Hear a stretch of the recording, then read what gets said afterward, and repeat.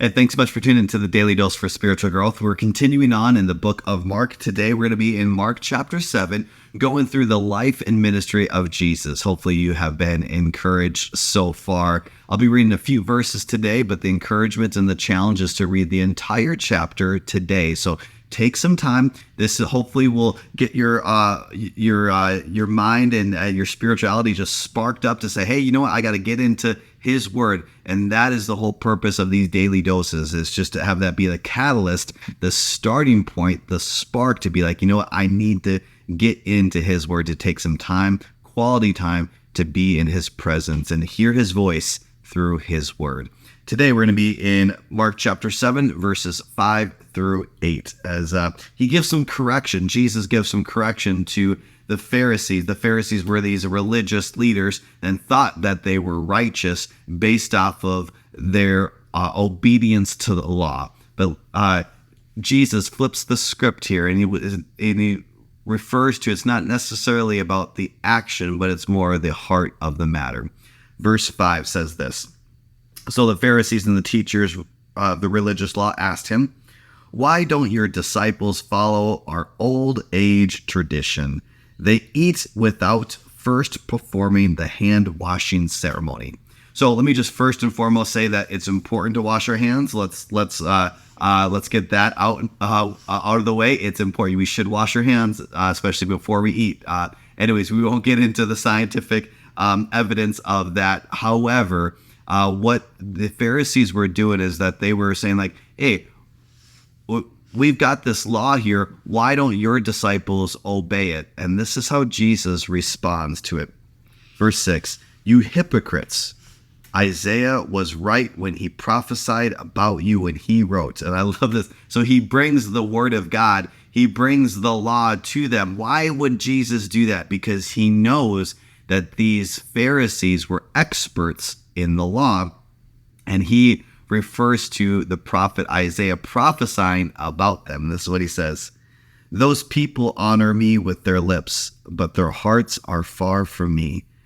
Their worship is farce, for they teach man-made ideas as commands from God. For you ignore God's law and substitute your own tradition." That's like a mic drop moment that Jesus had with these Pharisees, because the Pharisees thought like, "Oh, we got him. We've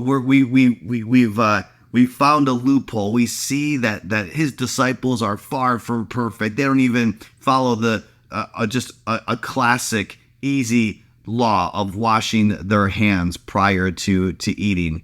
And Jesus just turns it around and says, "You guys are absolutely ridiculous." And the prophet Isaiah was absolutely right. You may appear to be right. You may appear to be righteous. You may, and a hypocrite is somebody that is that can it actually comes from a mask, and actually you put a mask on that you are pretending. It's if you ever gone to like a masquerade, or if you ever gone to a play, people are pretending to be something that they're actually not. And that's where we get the word hypocrite from. And that's what Jesus is telling the Pharisees, that they are pretending to be holy, pretending to be righteous, when in fact, they are far from it. And what Jesus is saying is that you are actually putting your own traditions above God's standards. This is what, and Jesus is not saying that it's all tradition is bad. That's not what Jesus is saying. But what he's saying is that if our traditions go above God's standards, and that we're doing things out of head knowledge and not heart, he's saying that is wrong. He's also stating that we can make up our own laws and our own regulations, and ones that are even counter what the Bible has to say. And he's saying that's not right. He's saying in verse 8, "For you ignore God's law and substitute your own tradition." How easy we can do that. So I want you to think about your life. Have you pretended in front of other people? Have you allowed your own traditions to get in the way of God's law and God's love for you and His plan and purpose for you? Consider that as you go to Him today. May Jesus, just like He did with the Pharisees, may He reveal Himself to us in such a way that we would understand that his way is perfect. And when we discover that, may we continue to humble ourselves and say, okay, God, your way is better. I'm going to choose to negate. I'm going to choose to let go of my agenda, let go of my tradition, because your way is better. Hey, I want to thank you so much for tuning in. Make sure you tune in tomorrow for the Daily Dose for Spiritual Growth.